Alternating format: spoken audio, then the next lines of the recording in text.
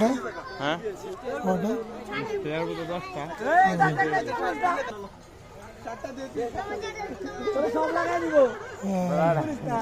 শার্টের বোতাম ছিঁড়ে লাগছে বাচ্চারা।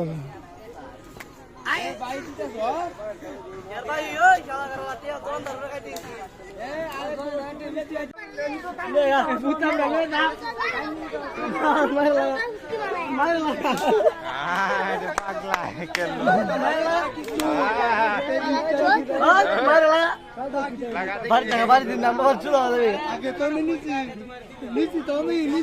বোতামটা নাও, বোতামটা